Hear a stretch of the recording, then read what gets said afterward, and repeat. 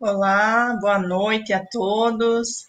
Sejam muito bem-vindos ao nosso evento, ao nosso segundo dia de evento. Iniciamos ontem a nossa programação da Semana do Livro e da Biblioteca do IFRN. Estamos hoje... Olá, boa noite a todos. Só um momento, desculpem. Iniciamos ontem a nossa atividade, as nossas atividades, tivemos o webinar durante o dia, né, uma turma pela manhã, uma turma à tarde, e à noite tivemos a live com a Bianca, sob a mediação da Vanessa Cavalcante. Hoje também demos continuidade à nossa programação. Também tivemos o webinar durante o dia, um pela manhã também, sobre o gestor de referências, Zotero, e agora à tarde, às 15 horas, também tivemos sobre o repositório institucional do IFRN. Então, saúdo a todos, sejam todos muito bem-vindos. Daqui a pouco daremos início à nossa palestra com a Adriana Carla, né, intitulada Autoria Colaborativa na Ciência Aberta, Novas Perspectivas dos Direitos Autorais. Então, antes de iniciarmos, gostaria de pedir a vocês que compartilhem conosco de onde vocês estão falando, a cidade, para que a gente possa ir interagindo um pouquinho, para já darmos continuidade à nossa programação, tá bom? Já estou vendo aqui que temos alguns bibliotecários do IFRN. Muito bom, pessoal, pela participação. Muito obrigada.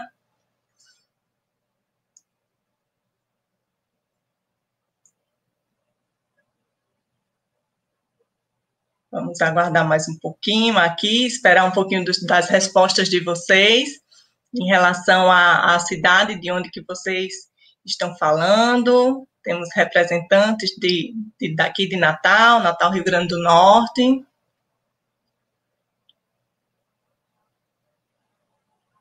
Vamos aguardar mais alguns minutinhos.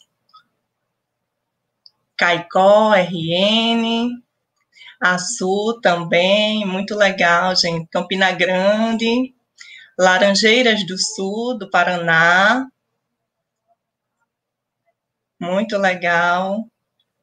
Durante esses dias de evento, tivemos a participação de vários colegas, né? Ontem o pessoal da Rede Nordeste de Repositórios participaram também, da Rede Norte,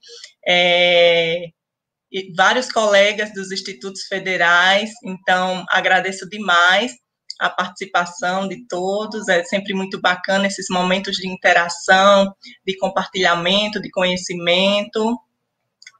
Temos mais alguns colegas aqui do Instituto Federal do Rio Grande do Sul, de Bento Gonçalves, da UF, do Rio de Janeiro, mais alguns colegas também de Natal. Muito legal, gente. Então, vamos dar início um pouquinho. Então, deixa eu voltar aqui para o nosso roteiro. É um grande prazer contar com a presença de todos vocês em nosso evento. Trazemos para este ano a seguinte temática: instituições públicas, comunidades científicas e bibliotecas, interrelações necessárias para a ciência aberta. Buscamos, com esse tema, dialogar sobre o compromisso da ciência, a necessidade de democratização do conhecimento científico para a sociedade, bem como refletir acerca da ciência aberta. Sem mais delongas, damos início agora à nossa programação cultural. Convido o bibliotecário e cordelista Andrelino da Silva, da Universidade Estadual da Paraíba, para declamar alguns poemas no nosso momento cultural desta noite. Seja muito bem-vindo, Andrelino. Obrigado, Bruno, obrigado pelo convite, obrigado a vocês do IFRN, né? O IFRN é um lugar onde tem vários colegas meus que se formaram comigo e hoje são do IFRN, né? Então, eu sou o poeta Lino Sapo, também, né, André Lino, como você bem citou, né? Sou da Universidade Estadual da Paraíba, né? Eu vi que tem gente aqui de Campina Grande, então eu estou me sentindo em casa. E trouxe hoje uns versinhos aqui para vocês, né? A primeira coisa é que eu tenho muito orgulho de ser nordestino, assim como eu acho todos vocês. Eu disse, eu sou mesmo nordestino por bondade do divino, sob as bênçãos do destino que nasci nesse torrão. Me considero com sorte por ser dessa gente forte, que nunca temeu a morte nem chorou sem precisão. Eu sou sim cabra da peste, com orgulho do Nordeste, pois a história me veste como um povo varonil, meu território tão lindo, onde o sol já nasce rindo, sagradamente cobrindo essa parte do Brasil. Um solo tão venerado, que Deus, com todo cuidado, fez todo o seu tracejado com a tinta do amor, usando aquela massa pura, adoçou nossa cultura com doce da rapadura dos versos do cantador. Eu sou meio tudo isso, com meu peito em rebuliço, como preso um feitiço, vou à minha terra amando, esse orgulho corre em mim, foi Deus que me fez assim, e vou viver até o fim no mundo nordestino. E aí, para de entrada, né, esse poema que reflete bem um orgulho da gente, que aqui é do Nordeste, né? E tem um poema que eu sempre declamo, porque ele faz parte da minha história, como tanta gente que é do sertão, e você, Bruna, que é do IF aqui do sertão, né, deve ter pego já algum usuário que tem essa realidade, que chama-se Vazante, né? É um poema que eu fiz em homenagem à minha família, que eu digo: quando a noite chegava, se escutava o Damiana, chegou o mês de Santana, mãe para as estrelas olhava, vendo a barra apontava, meu velho via a paisagem, da seca pedir passagem, e o sertanejo valente, já contando com a gente para uma nova estiagem. Depois que o galo cantava, mãe corria para o fogão, um querosene na mão, nos gravetos colocava, muitas vezes assoprava para o fogo logo acender, para preparar o comer de palha para Vazante, que ficava bem distante, légua e meia a percorrer. Sentia o café cheirando, ao som de um cabaço enchendo, ouvindo o meu pai dizendo: os leirão estou terminando. O milho está pendoando, batata vou arrancar, toda a rama irei plantar acompanhando a secura, vamos ter muita fartura até o açude secar. Mexia no seu bornal, conferindo as tabuletas, os cambãos suas varetas, os quixós no matagal, levava um pouco de sal para os preparar, e por lá já mesmo assar para comer com 40, que mamãe feliz esquenta no fogão a fumaçar. Levanto, calço o chinelo, lavo o rosto bem ligeiro, como mãe varrendo o terreiro, vigiada por magrelo, meu cachorro tão singelo, mas que dava segurança, em meio à nossa andança, pai assoviando um shot, e assim me deixou um bolote, florando de lembrança. E aí, pessoal, eu queria agradecer, né, pelo convite de vocês, é sempre um prazer imenso estar participando, tanto como poeta, como bibliotecário, desses eventos realizados pela UIF, né? E eu me despeço com um poema que eu disse dessa forma: quem diria que a escrita foi o meu primeiro amor, sem causar nenhuma dor numa relação tão bonita? A mais linda senhorita vestindo literatura, que me domou com brandura nos laços da informação, confiscou meu coração em cada nova leitura. Os livros me seduziram, bem cedo desde a infância, despindo a ignorância e com saber me vestiram. Como louco insistiram pela nossa relação, não tive outra opção. Ficamos apaixonados, felizes e namorados, em completa comunhão. E foram livros aos montes, fazendo minha cabeça. E para que eu nunca esqueça, ampliou meus horizontes, fluindo como na fonte do universo literário, embelezando o cenário com pitadas de talento e tanto conhecimento. E sou poeta, bibliotecário. Valeu, um abraço para todos vocês. Tchau! Excelente, Lino. Muitíssimo obrigada pela participação, por aceitar o nosso convite e pela presença. Você sempre abrilhantando nossos eventos aqui. Muitíssimo obrigada pela parceria. E em nome do Sistema de Bibliotecas do IFRN, deixo aqui o nosso muito obrigada. Só voltar um pouquinho para o nosso roteiro. Então, para dar continuidade à nossa programação, após breve apresentação do currículo da nossa convidada, iniciaremos a palestra intitulada Autoria Colaborativa na Ciência Aberta, Novas Perspectivas dos Direitos Autorais. Adriana Carla de Oliveira é professora colaboradora do Programa de Pós-Graduação em Direito e do Programa de Pós-Graduação em Gestão de Processos Institucionais da Universidade Federal do Rio Grande do Norte. É analista judiciário do Tribunal de Justiça do Rio Grande do Norte, PhD em Ciência da Informação e em Direito, doutora em Ciência da Informação pela Universidade Federal da Paraíba, com período sanduíche no College Information and Communication da Universidade do Tennessee. Saúdo e convido agora para proferir a palestra a professora doutora Adriana Carla de Oliveira. Seja muito bem-vinda, Adriana. Alguém me subir aí. Muito obrigada, Bruna. Boa noite, pessoal. Como estão todos? Afinal, sextou, né? Estamos aqui absorvendo novos conhecimentos. Primeiro, eu quero agradecer o convite, estou muito feliz. Muito obrigada, Bruna, obrigada, Vanessa, pelo contato. É sempre bom nós fazermos esse diálogo, né?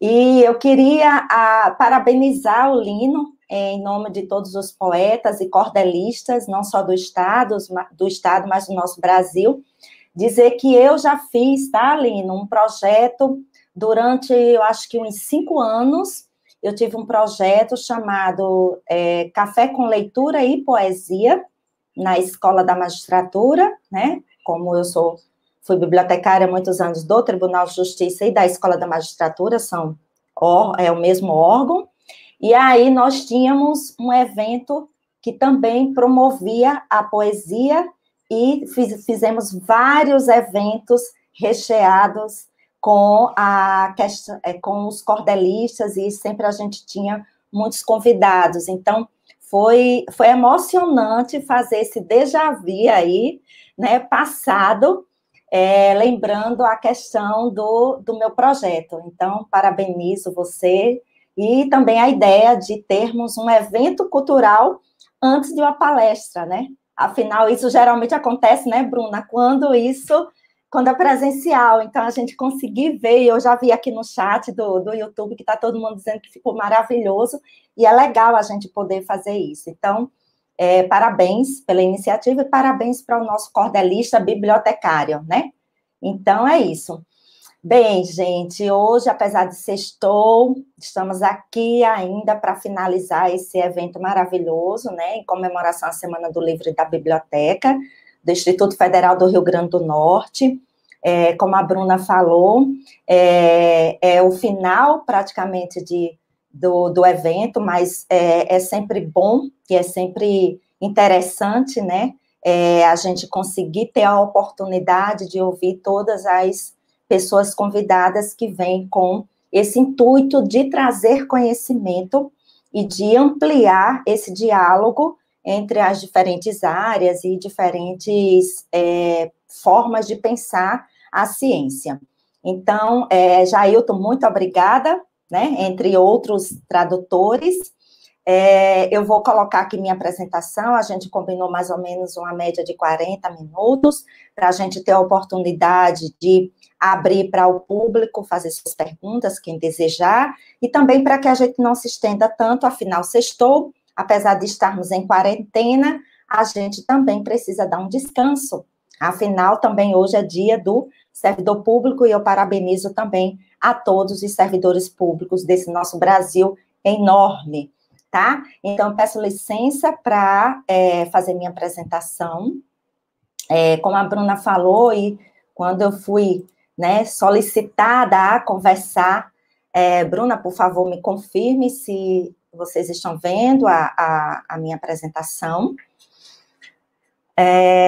Então, a ideia era conversar sobre direitos autorais, e dentro dessa nova perspectiva de ciência aberta, né, na verdade, vocês já vêm aí dialogando durante o evento com a questão da ciência aberta, e é por isso que eu trago também a ideia da autoria colaborativa como uma nova perspectiva, não necessariamente de substituir os direitos autorais, mas é uma alternativa, uma nova forma de pensar a autoria dentro de um processo de ciência aberta, de um processo de pesquisa colaborativa, que é o que a gente chama de Open Science ou ciência aberta.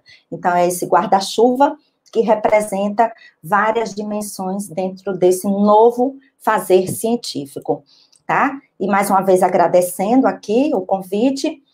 Então, a gente vai fazer, né, uma agenda dentro desse nosso diálogo para conversar, trazer um pouco desse contexto de ciência aberta e do que é essa gestão de dados. Eu acredito que o pessoal que já me antecedeu já deve ter conversado, mas a gente sempre tem algo a acrescentar. A própria Bianca, né, a Bianca Amaro, que teve ontem, acho que foi ontem ou hoje com vocês, que também já deve ter perpassado por essas questões. Então, e esse novo pensar dos direitos autorais dentro de uma perspectiva agora colaborativa de autoria, e o que é isso, né?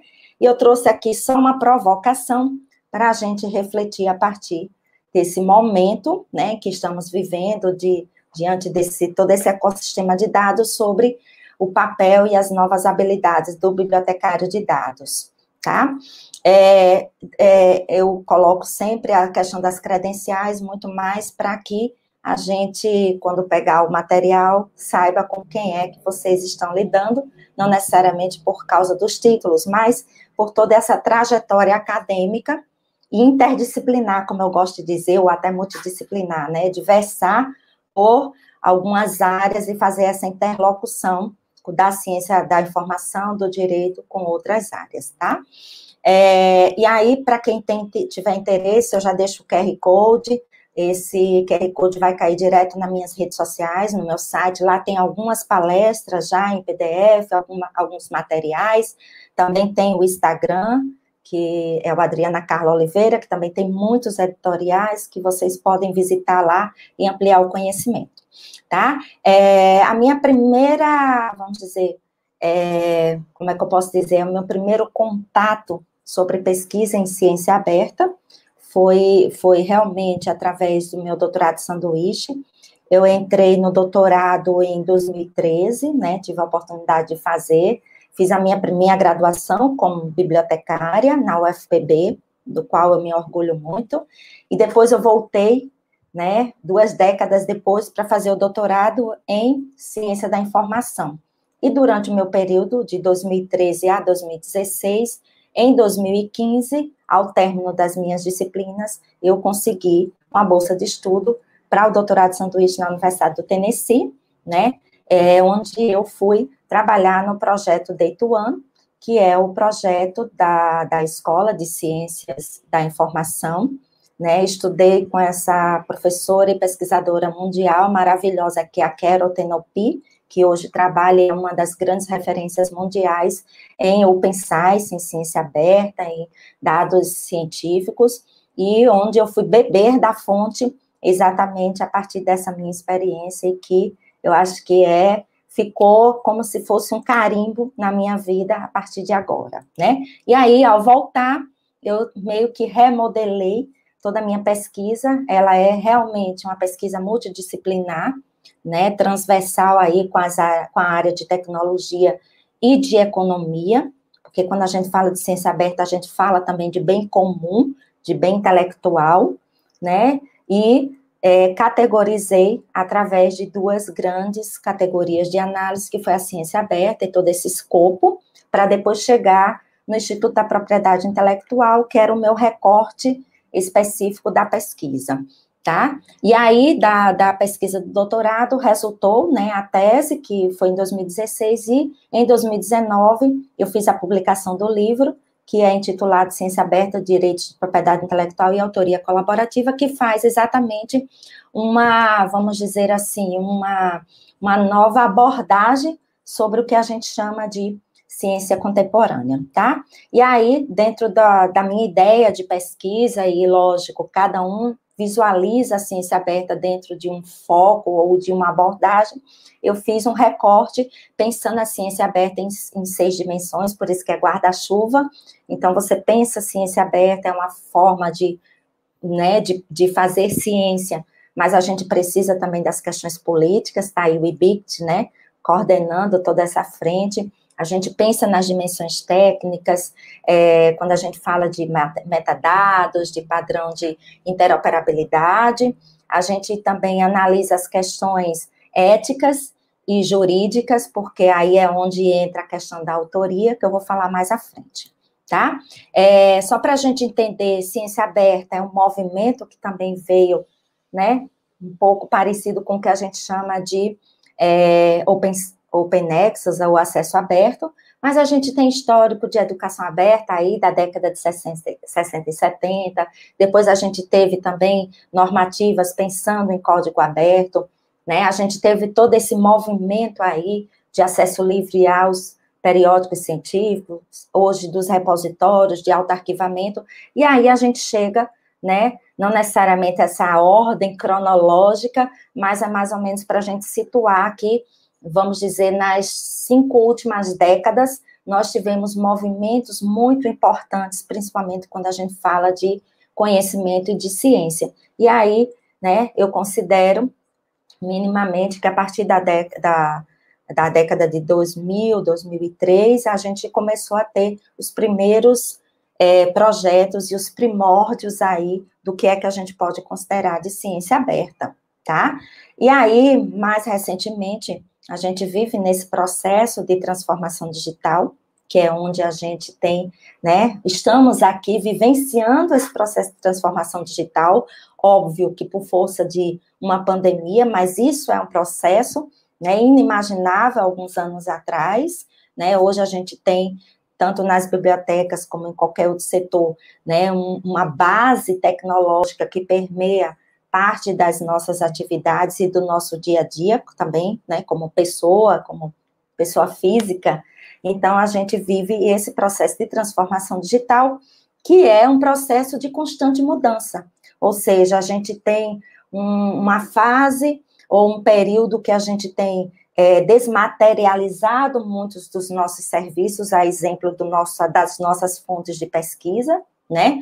A gente tem, há um tempo atrás, algumas décadas atrás, a gente tinha apenas o periódico, a revista impressa, hoje a gente já tem os portais, né, de periódicos eletrônicos, então é uma desmaterialização de todo esse processo.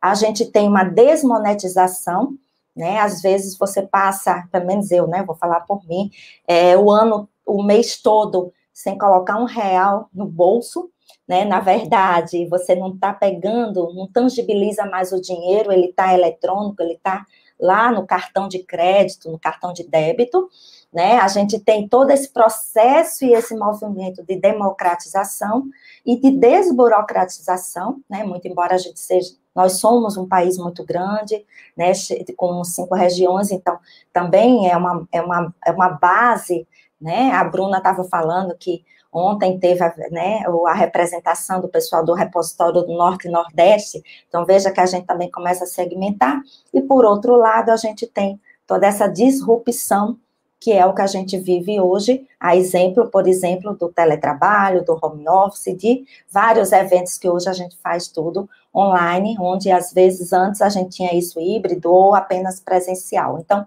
não deixa de ser um processo que a gente vive de disrupção. E aí, essa figura, né, da Mayra Morrietti, que é, né, analista do Ministério da Ciência e Tecnologia, que também estudou ciência aberta na tese dela, e eu gosto muito dessa figura, que ela representa exatamente esse ecossistema dos dados em que a gente vive, seja pela questão das mídias sociais, seja porque existe dados circulando e nessas bases governamentais, né, e nós, enquanto instituição pública, por exemplo, no Poder Judiciário, a gente tem hoje o PJE, que está cada vez mais digitalizando e chegando a um ponto do processo judicial ser totalmente digital, eletrônico, né, alguns tribunais já são assim. A gente tem o lado do famoso Big Data, né, que é esse volume muito grande de dados na área comercial, e é por isso que a gente tem também algumas normativas para, né, minimamente brecar, vamos dizer assim, dar um limite nessa questão também de monetização de dados e de dados pessoais, e a gente tem o viés, né, o arcabouço dos dados científicos que estão relacionados aos dados que são gerados a partir da pesquisa científica, né? Então, a gente hoje, os grandes, né, vamos dizer, autores e estudiosos no mundo todo, né, já afirma que a gente vive exatamente uma economia movida a dados, ou seja, a gente tem esse movimento do Big Data dentro dessa construção, vamos dizer, da sociedade, e a gente também tem essa economia da ciência movida a dados dentro da pesquisa científica. Então, a gente tem vários, vamos dizer assim, ambientes onde a gente hoje é movido e temos todo esse construto baseado nos dados, tá? E aí, o que é que a gente pode considerar como pesquisa aberta, muito embora acredito que vocês já tenham ouvido falar, né, sobre mais ou menos o que é pesquisa aberta, e durante todo o evento alguém já deve ter contextualizado para vocês, mas é o que os autores consideram como a nova forma de fazer pesquisa no século XXI, porque além de toda maneira de alterar esse modus, como hoje a gente pensa a pesquisa, como a gente faz e como a gente compartilha a pesquisa, nós temos a gestão de dados de pesquisa, né? Então, eu acho que esse é o grande, é a cereja do bolo, né? Quando a gente fala de que a partir de um movimento e de um propósito de uma pesquisa aberta, nós já estamos fazendo gestão de dados de pesquisa. E aí, esse fio condutor da ciência aberta, pelo menos dentro da minha abordagem, né, ela é vista como essa mudança. A gente sai de um modelo tradicional, onde a gente dá ênfase à publicação dos resultados científicos, né?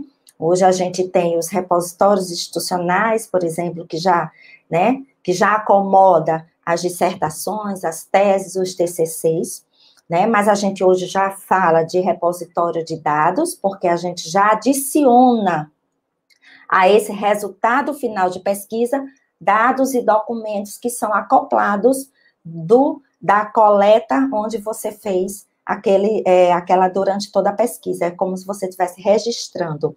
Então, eu vejo que a maior mudança está exatamente nessa compreensão de sair desse nosso modelo tradicional de comunicação científica para um modelo emergente que nós podemos nomear de e-science, de open science, né, de que o foco sai do resultado final para o uso e reuso de dados de pesquisa, tá? E aí, o meu recorte, quando eu falo de ciência aberta, é exatamente também baseando de que a gente sai da ênfase em um paradigma proprietário econômico, que é o paradigma dos direitos autorais, da propriedade intelectual, veja que o próprio nome já diz, né, propriedade, para uma ideia subjacente de que nós estamos vivendo uma ciência colaborativa, uma economia do comos, uma ciência do comos, ou seja, do bem comum, onde a gente preconiza que a ciência, ela é um bem público, ela é um bem comum,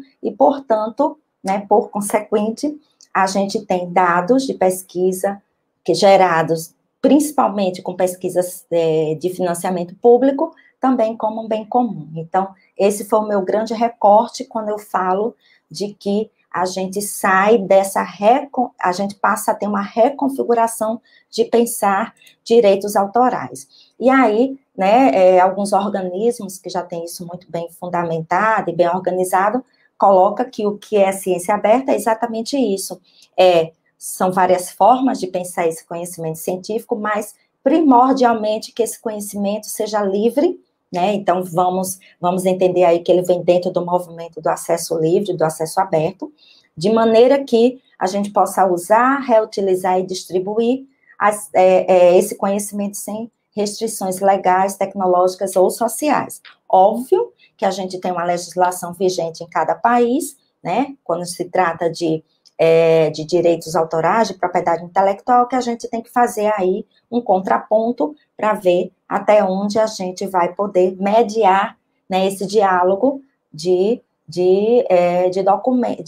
produção científica, mas, né, preconiza-se que não haja restrição. E aí também, né, a outra abordagem dentro do escopo de ciência aberta é que a gente vive um processo científico de trabalho colaborativo, de trabalho cooperativo, onde a gente usa novas formas de divulgação desse conhecimento, de tecnologias e dessas próprias ferramentas todas serem abertas, tá?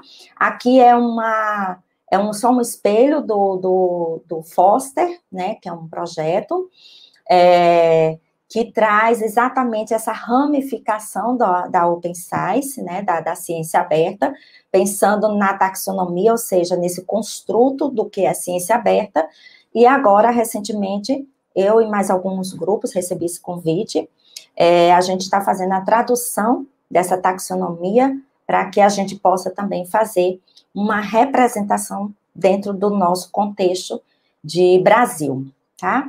E aí, também, derivado da pesquisa, né, eu trago também a ideia de que quando a gente está fazendo essa mudança dentro desse processo de comunicação científica, a gente também tem um surgimento de um outro paradigma, que é o quarto paradigma científico, que foi preconizado por Jim Gray, né, era um engenheiro da computação, e que ele considerou que a gente vive hoje um paradigma da ciência dos dados, por isso que a gente ouve tanto falar que dados é o novo petróleo, né, e não é diferente na ciência, mas que ele não vê, geralmente quando a gente ouve e a gente escuta falar de paradigma, na grande maioria das vezes a gente entende por uma ruptura, você deixa uma forma ou uma teoria e passa a utilizar outra, e aquela, ela foi rompida, né, mas dentro do entendimento de Jim Gray, a gente entende que o quarto paradigma científico é uma integração, ou seja, você não faz ciência,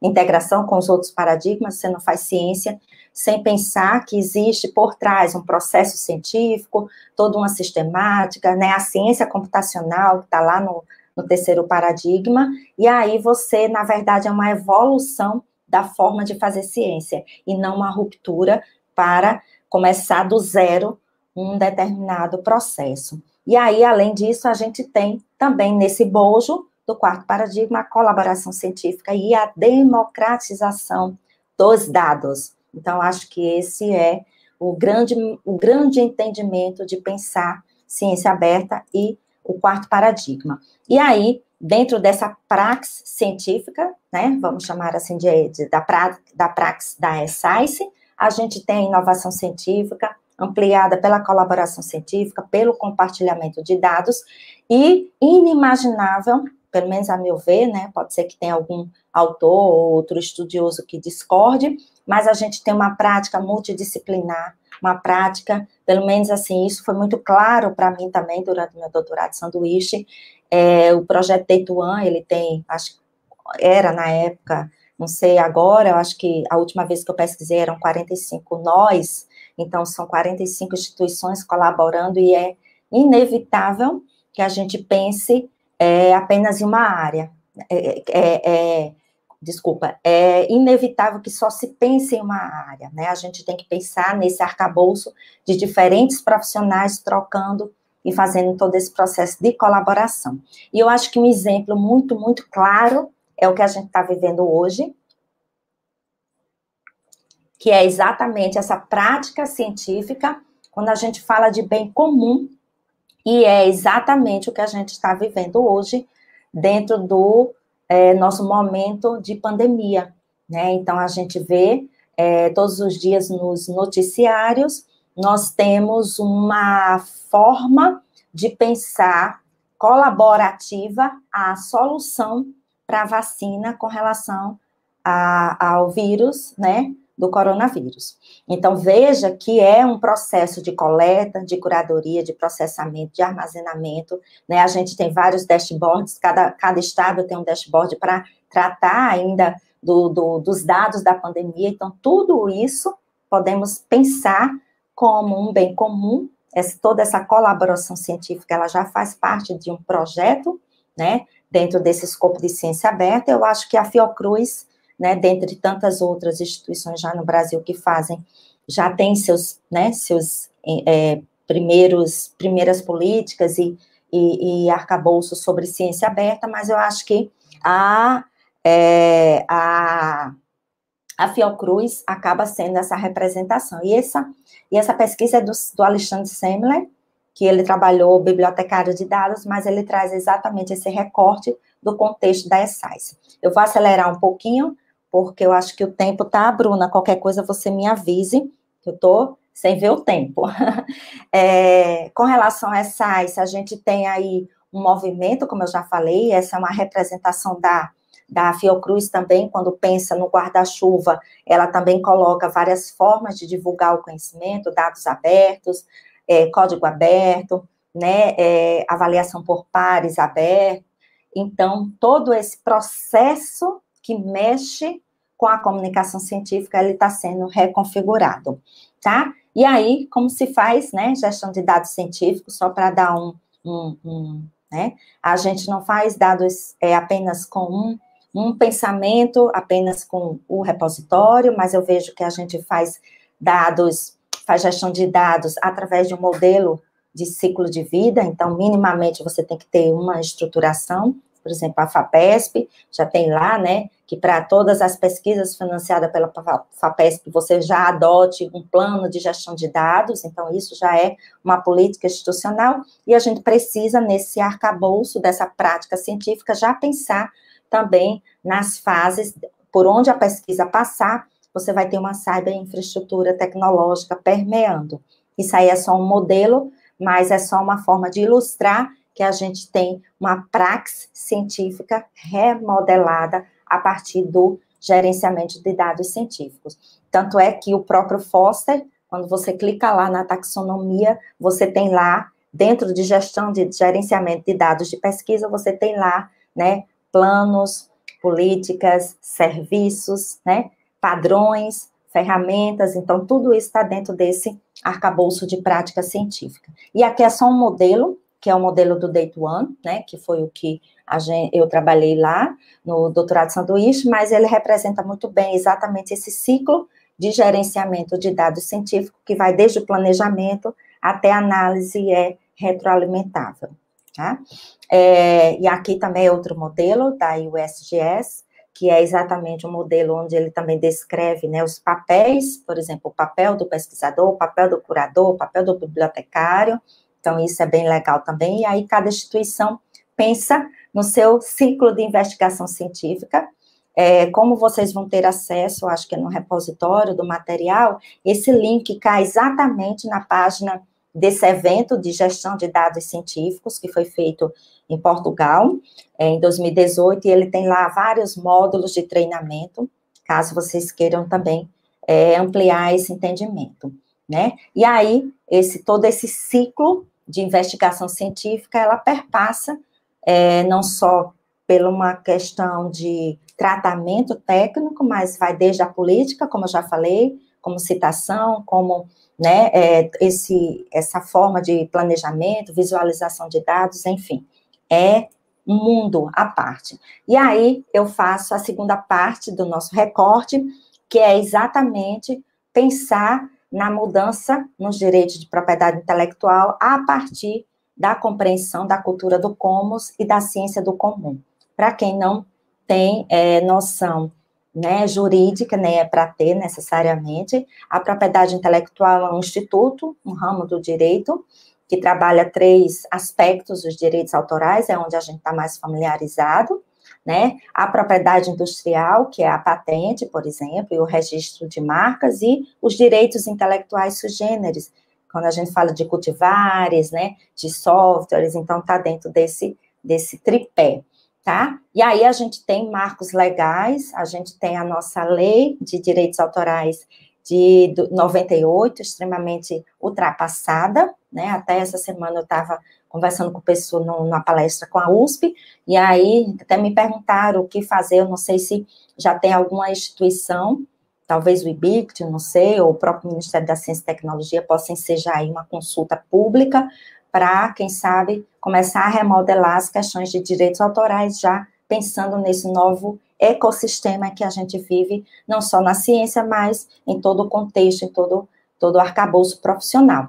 E aí, eu trago também essas diretrizes da OCDE, que é onde eu me baseei para fazer toda essa ideia de mudança de pensar como a gente pode repensar os direitos autorais, e aí, apesar de ser diretrizes de 2007, mas eu vejo que ela é muito válida, porque no Brasil a gente ainda está trabalhando por esse amplo acesso a dados de pesquisa, né, a gente não tem muitas coisas consolidadas, né, muitos projetos, a gente ainda precisa conduzir o pesquisador a uma liberação voluntária e parcial, né, muito embora a gente já saiba que algumas instituições já têm essa normativa um pouco mais mandatória, mas a gente tem uso e a necessidade de usar licenças públicas, que a gente já faz isso com os periódicos eletrônicos, mas a gente ainda tem muitas questões ainda mal, vamos dizer, ou interpretadas ou ainda precisando de serem aplicadas dentro do escopo da ciência aberta, quando a gente fala de privacidade, de confidencialidade, muito embora já esteja se preocupando com isso na ciência, porque a gente acabou de entrar em vigência a nossa Lei Geral de Proteção de Dados, que é onde hoje eu me debruço também nas pesquisas, mas a gente ainda tem muitas questões de segredos comerciais, de proteção de espécies raras, por exemplo, ameaçada de extinção, que está dentro do escopo de propriedade intelectual, e dentro da ciência aberta a gente tem que pensar em responsabilidade e sustentabilidade a longo prazo, tá? Então, a ideia é que a gente pense nessas mudanças, considerando que dados de pesquisa, conhecimento, são bens intelectuais e bens comuns, né? Então, a gente traz aí a ideia de Elinor Ostrom, que era uma economista, e foi nela que eu me baseei para fazer esse construto, de pensar nessa nova forma de visualizar direitos autorais através da autoria. Ela traz fortemente, ela foi prêmio Nobel, ela traz fortemente a ideia de que conhecimento são bens intelectuais e bens comuns, portanto, não poderia ter as amarras da propriedade e do paradigma econômico que a gente vive do direito de propriedade intelectual. E aí, também, a partir disso, nós temos hoje vários movimentos emergentes, como eu já falei lá, né, no guarda-chuva, inclusive da Fiocruz, que traz exatamente essa reconfiguração de pensar essa nova forma colaborativa. E aí, as autorias, hoje, a gente já não faz mais pesquisa individualizada, no máximo a gente vai fazer aí uma tese, né, uma dissertação, que é um cumprimento de título, mas a gente já tem aí esse pensar em pluralidade de autorias, em co-criações e co-colaborações, tá? E aí a gente sai dessa ideia de modelo proprietário para pensar, se eu não tenho mais a minha propriedade intelectual, meu direito autoral, meu copyright, não é que eu não tenha, tá, gente? Ainda temos uma lei vigente, mas é a nova construção de pensar nessas mudanças, quando a gente fala de recompensa autoral, é exatamente começar de que maneira a gente recompensa o autor, os pesquisadores e todos envolvidos na pesquisa, sem necessariamente ter um direito de propriedade alocado naquele construto de pesquisa científica. Então, a gente tem aí, perpassando também, as questões de atribuição, de responsabilização, de independência, e a gente vai entender por quê, né? Então, o que eu trago, né, de maneira mais clara sobre esse novo pensar dos direitos autorais, é que quando a gente fala de autoria colaborativa, minimamente a gente tem aí um tripé. A gente tem a responsabilidade de quem coleta, de quem faz a curadoria, a responsabilidade da instituição de pensar no projeto a longo prazo, responsabilidade da agência de fomento que está ali financiando, né? Então, existem responsabilidades para cada agente do processo. Tem a citação, né, e tem a atribuição, ou seja, são mecanismos de atribuição que a gente precisa fazer mesmo sendo dados de pesquisa, né? Se a gente ainda não faz, não é uma propriedade, porque é um processo de colaboração, mas minimamente a gente tem que ter requisitos de pensar nessa recompensa autoral através da atribuição, da citação, a sua proporcionalidade e a sua responsabilização. Então, quando eu falo de atribuição, a gente fala atribuição à parte responsável. Então, num projeto de colaboração, você tem a participação colaborativa da própria universidade ou de várias universidades. A gente tem os repositórios de dados, que a gente tem vários papéis dentro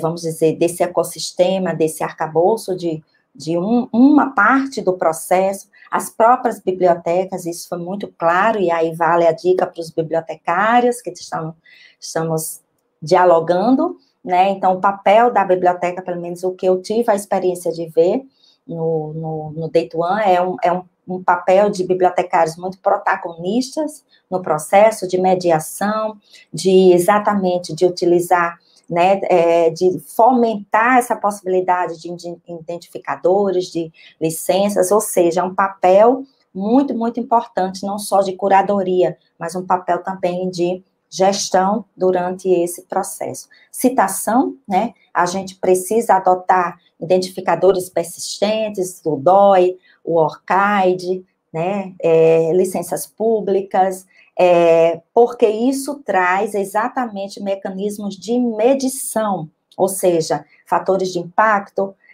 Algumas instituições, isso na própria USP, eu acho que foi o pessoal da Fiocruz também colocou para a gente, essa questão de que prêmios, méritos, honraria, né, vamos dizer, o ranking das universidades são medidos por, né, nossa produção científica, e aí a citação é fundamental nesse processo, a proporcionalidade, porque cada um recebe o crédito de acordo com a sua participação. Então, por isso que a gente precisa fortemente continuar usando os princípios FAIR, para que todo esse processo seja acessível, seja interoperável e seja aberto. E a responsabilização, que também perpassa pela responsabilidade de conduta ética na pesquisa, né? Quando a gente fala de ciência aberta, a gente já sabe que a gente já coleta os dados primários, eles já são, né, colocados em um processo de abertura, de acesso aberto,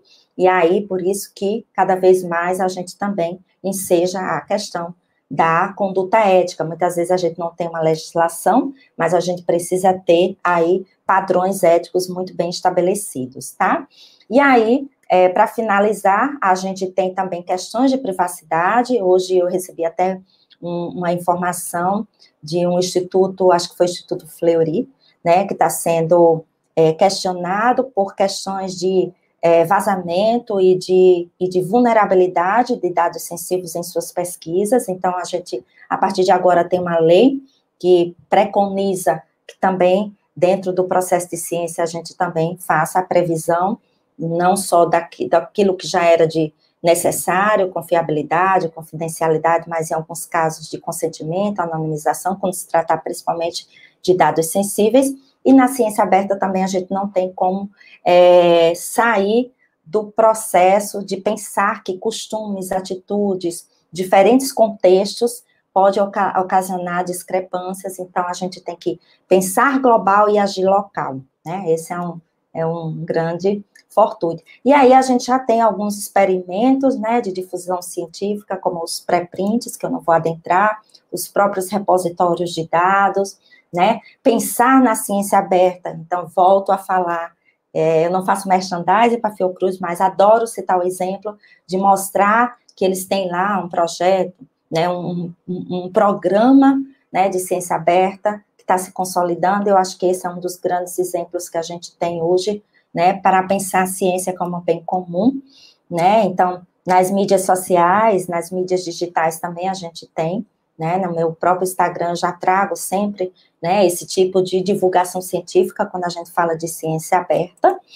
tá? E é isso, gente, assim, eu queria deixar essa provocação, né, da gente pensar nessas novas competências e habilidades do perfil dos bibliotecários, né, então a gente não está mais no mundo de Alice, né, e diante de uma estante cheia de livros, mas a gente está num novo desafio de pensar e repensar, já que a gente está na Semana do Livro da Biblioteca, a gente pensar e repensar nessas novas formas de ser bibliotecário. Então, esse recorte aí é apenas para ilustrar uma questão que está emergente, né?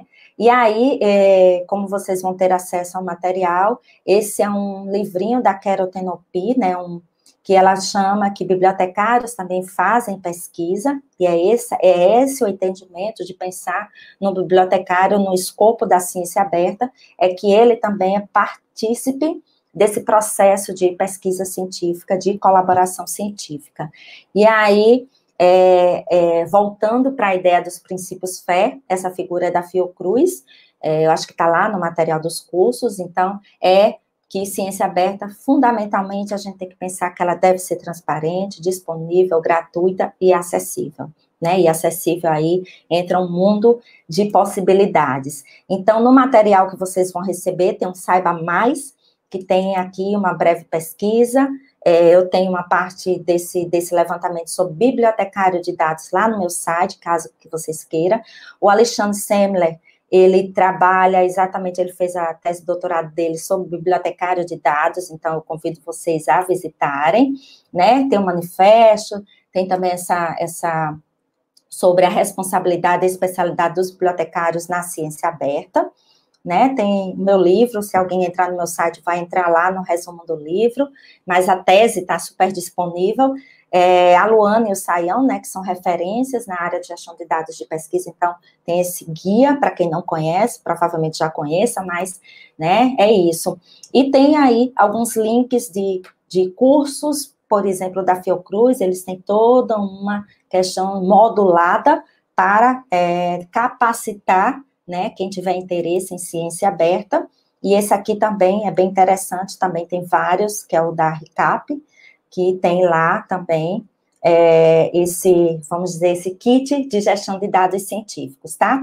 Aqui eu deixo meus agradecimentos, quem quiser me seguir nas redes sociais, Adriana Carla Oliveira, esse link cai direto no meu site, vocês têm acesso lá a um monte de outros materiais e de outras palestras. Então, é isso, Bruna, não sei, eu me perdi talvez no tempo, mas a ideia era exatamente ser um pouco corrida, mas falar desse contexto aí, e estou super disponível para a gente dialogar. Perfeito, Adriana, muito obrigada pela excelente explanação, muito clara, né, muito didática, muito objetiva também, o tempo está tudo ok, seguiu certinho. Foi excelente, as questões de direitos autorais sempre muito recorrentes, né, principalmente no novo cenário, né, no novo contexto da ciência aberta, sempre surgem muitas dúvidas no fazer, né, na prática do bibliotecário. Então, te parabenizo mais uma vez pela apresentação. E agora procederemos a dialogar aqui com o público. O pessoal está te parabenizando também, elogiando sua apresentação. Deu corrida porque sextou, né? Mas já deu para dar uma ideia de recado. Ô, Bianca, obrigada, minha querida. Um beijo para você. A gente se viu na Confor, né? Há 2 semanas atrás. Que bom que você está aí na plateia. Parabéns também pela sua explanação de ontem. Eu acho que a Vanessa fez aí uma pergunta, né, Bruna? Isso, a Vanessa Cavalcante pergunta: você percebe alguma resistência por parte dos pesquisadores para o compartilhamento de seus dados científicos? Sim, com certeza. Isso é uma mudança de cultura, Vanessa.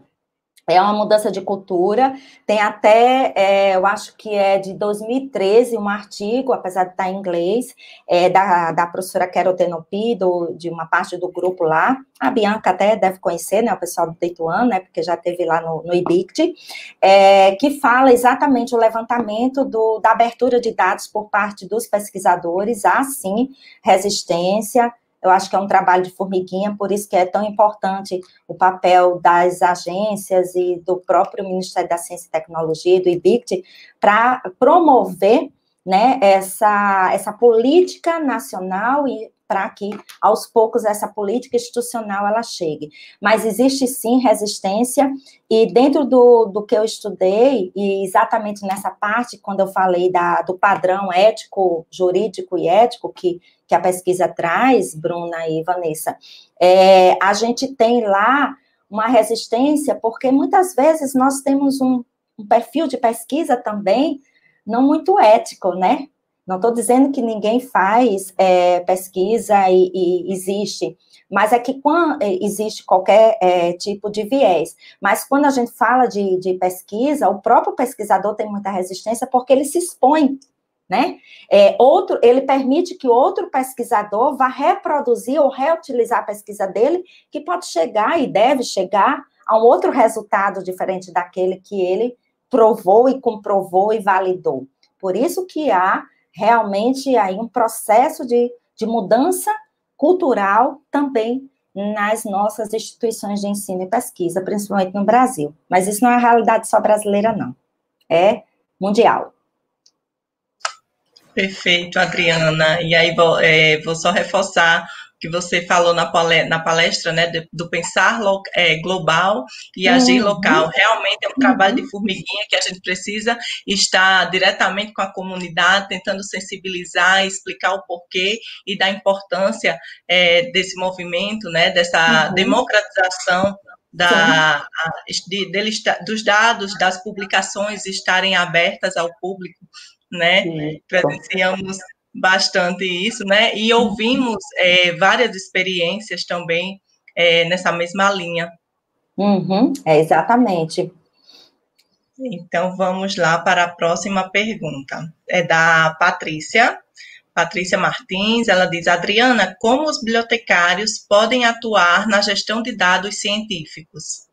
Menina, tem tanta área para atuar, desde ajudar o pesquisador a elaborar o projeto, o planejamento, como na parte de curadoria, como na parte por exemplo, do próprio direito, né, dos direitos, de promover essa parte de licenças públicas, de ajudar. Na verdade, Patrícia, é uma construção. Por isso que quando a gente fala de gerenciamento de dados, é um conjunto, né? Aquela figura de quantidade de vários profissionais juntos é exatamente esse processo.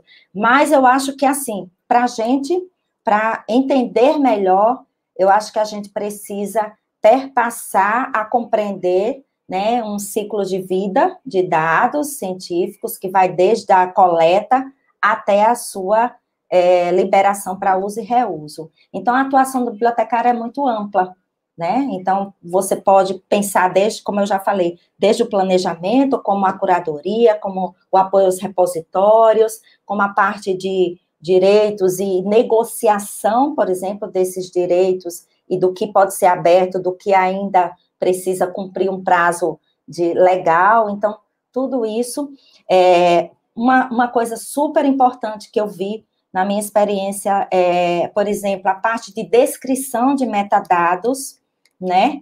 Oi, Patrícia, foi mesmo? Muito prazer. Agora que eu estou relembrando aí você, foi minha bolsista na UNP. Obrigada. Então, por exemplo, quando na minha época do doutorado, eu tinha uma parceria com o pessoal da USP, viu, Bruna? E uma coisa muito interessante, quando eles fizeram a integração da arquitetura de dados do portal da biodiversidade, que foi, né, eu acho que 13 bases de integração, uma das coisas muito, muito importantes, gente, era que a descrição dos metadados, eles estavam muito incompletas. Eu digo muito assim, a gente tem muito campo de trabalho. Uma delas é pensar saber lidar com a descrição de metadados, porque quando a gente fala de dados, a gente não tem um padrão único, como a gente usa hoje na biblioteca, lá o padrão MARC.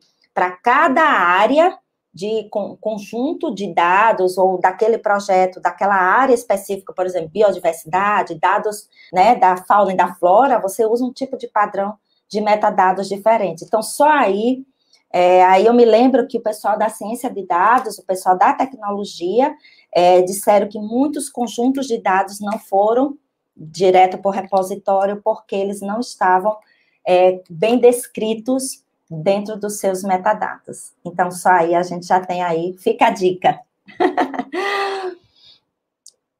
Perfeito, Adriana, e já impacta em uma outra questão, que é da interoperabilidade, né, entre os sistemas, essa questão dos metadados. Perfeita a sua colocação. Vamos partir agora para a pergunta do Willy Santos.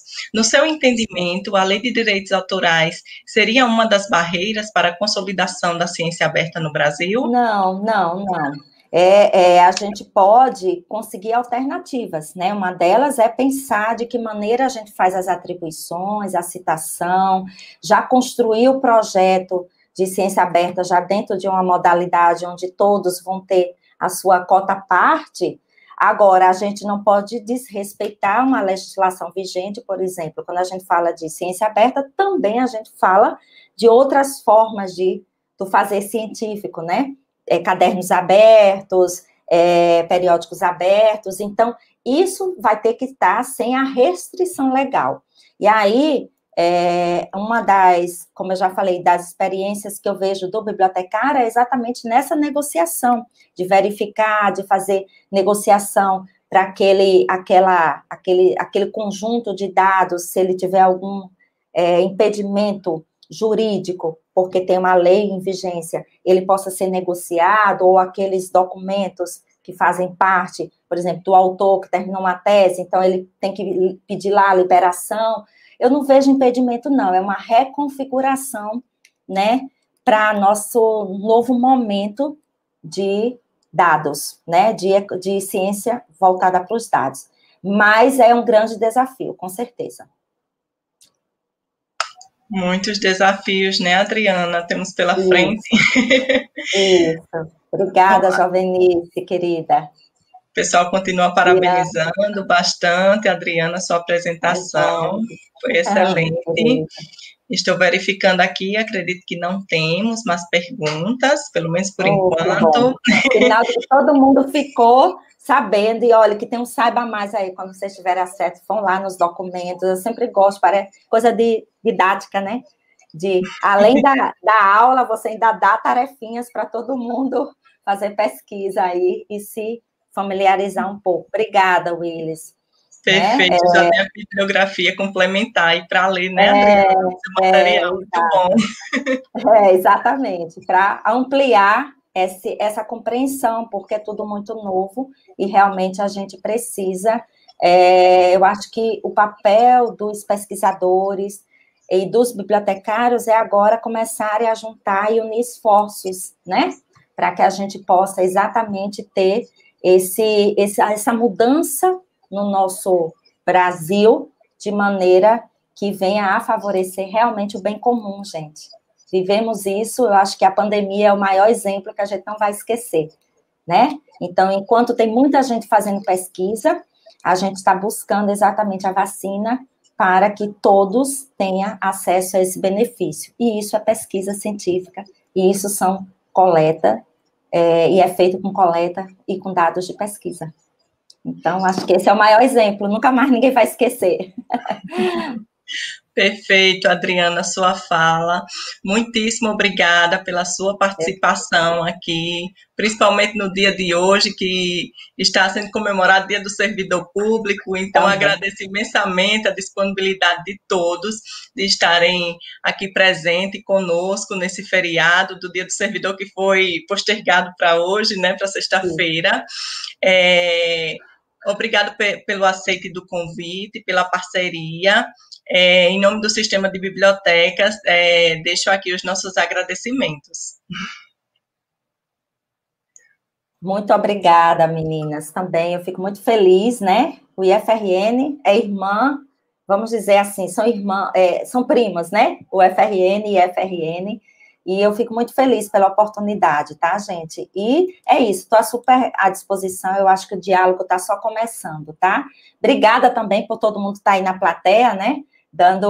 Batendo palmas para o nosso evento. Muito obrigada, viu, Bruna e Vanessa? E aos nossos intérpretes também. Muito grata. Perfeito, Adriana, muito obrigada. Dando continuidade aqui ao nosso roteiro, gente, se encaminhamos para o encerramento do nosso evento, né? Estamos chegando ao final e não podemos aqui deixar de agradecer a todos que colaboraram com a sua realização.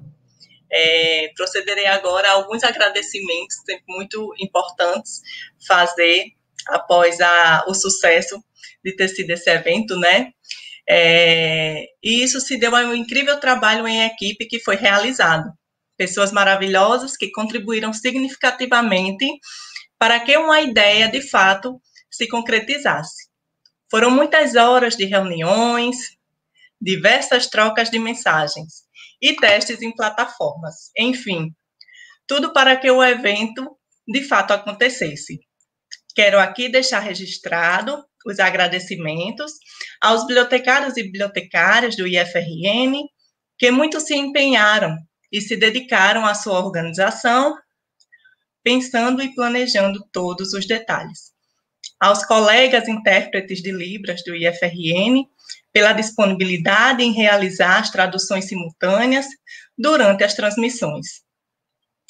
Aos servidores e alunos do IFRN, que colaboraram com a ampliação da divulgação do evento e que se dispuseram a participar deste momento conosco. A comunicação social da reitoria, que nos deu o suporte técnico dos materiais gráficos para a divulgação do nosso evento.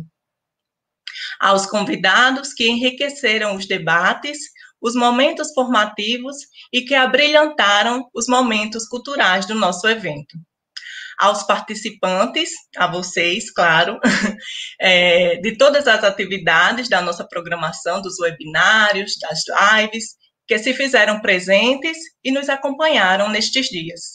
Enfim, quero agradecer a todos que contribuíram para o sucesso que foi esse evento. Esperamos que tenha sido bastante proveitoso, que esse seja o primeiro de muitos encontros virtuais e presenciais. Desejamos que a Ciência Aberta encontre caminhos firmes dentro da nossa instituição e que cada vez mais ela se consolide em nosso país. Agradecemos a presença de todos. Damos por encerrada a Semana do Livro e da Biblioteca do IFRN.